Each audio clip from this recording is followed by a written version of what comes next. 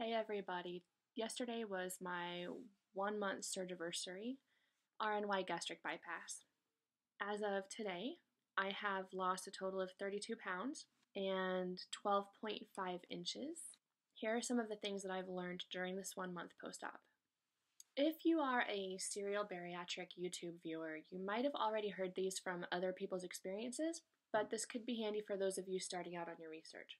Once you're on solids, it is so much easier to get protein in. Although you kind of get bored with some of the stuff in your refrigerator, you have to go out there and shop. Look for recipes, look for things that will be ideal for you, and just start planning your menu.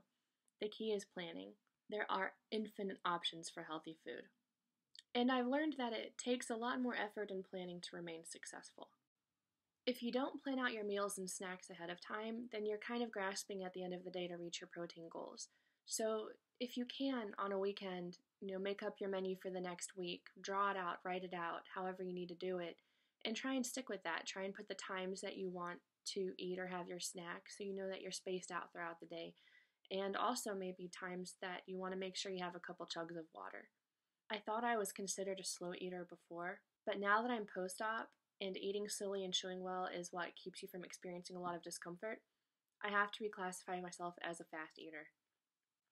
Learning when too much is too much. For me, my signs when too much is too much is when the bites are going down more slowly and I can feel them moving all the way down my esophagus and into the pouch. It gives off some discomfort in your chest as you feel that going down. Maybe it's passing air and it's like a tight squeeze. My nose might get a little bit runny, but I definitely have this painful sensation as I feel it move downward. A lot of times I'll start getting burps as the air comes up, and usually it ends up being productive burps or, like with saliva.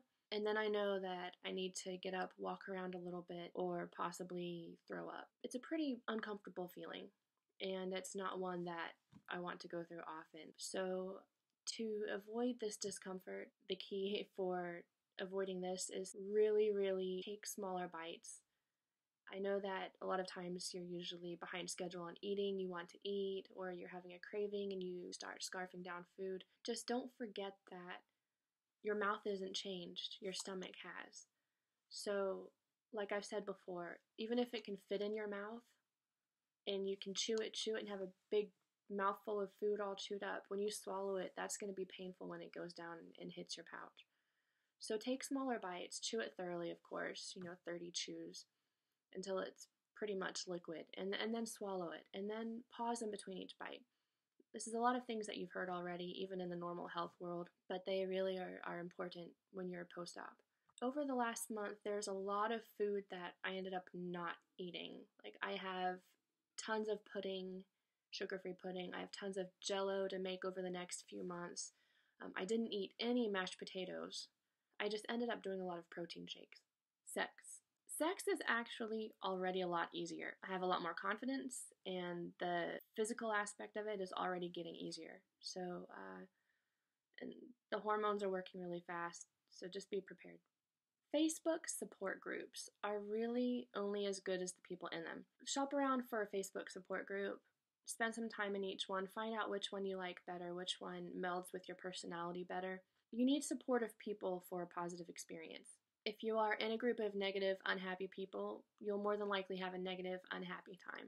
It's also what you put in that affects what you get from it, as we all know. Be active, be positive, and provide support for others, and hopefully they'll be there for you too.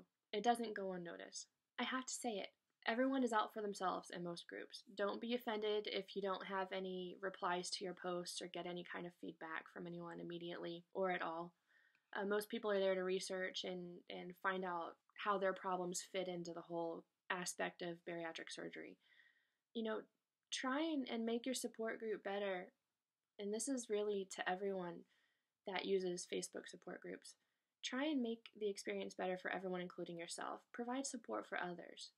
Positive, healthy feedback. You'll still build up a good network, and don't be afraid to unfriend the negative people.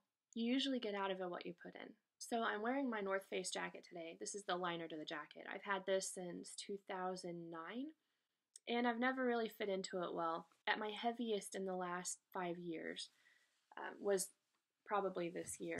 The jacket would only come to about here on me, straight down here. It wouldn't close any further than that. But now I have maybe a 6-inch gap instead of a 9 or 10-inch gap, so it's feeling good. And I'm sure this time next year I'll be able to zip it up with no issues at all.